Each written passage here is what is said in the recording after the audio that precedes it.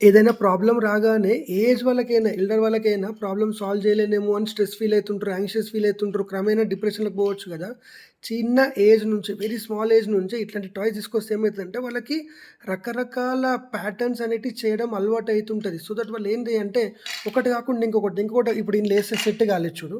అదేం చేస్తదో చూడు. సో ఇట్లాంటిదేంటంటే వాళ్ళకి ఏమర్థమైతదంటే నా లైఫ్‌లో ఏదన్నా ప్రాబ్లమ్ వచ్చినప్పుడు నాకు 100 సొల్యూషన్స్ ఉంటాయని వాళ్ళు లోపల నుంచి రియలైజ్ అయిపోతారు. సో దట్ వాళ్ళకి ఎటువంటి ప్రాబ్లమ్స్ వాళ్ళ లైఫ్‌లో ఫేస్ చేయాల్సొచ్చినా హ్యాపీగా ఫేస్ చేస్తారు. ఎందుకంటే వాళ్ళు సొల్యూషన్ ఓరియెంటెడ్ ఉంటారు. మిగతా వాళ్ళు ఎట్లంటే ఎవరైతే ఏ పిల్లలైతే టాయ్స్‌కి ఎదుర్కోరో, టాయ్స్‌ని టాయ్స్ తోటి నేర్చుకోరో, ఎంజాయ్ చేయరో, వాళ్ళు ప్రాబ్లమ్ ఓరియెంటెడ్ ఉంటారు. అంటే వాళ్ళకి ప్రాబ్లమ్ గురించి ఎక్కువ ఆలోచిస్తుంటారు. ఇట్లాంటి టాయ్స్ తోటి ఆడిన వాళ్ళేంటంటే సొల్యూషన్ ఓరియెంటెడ్. ఎంతసేపు ప్రాబ్లమ్ ఉంది, సొల్యూషన్ ఏం చేయొచ్చు అని ఆలోచిస్తారు. ఇది United agencies and toys gift shop Nizamabad నుంచి తీసుకొచ్చినాను.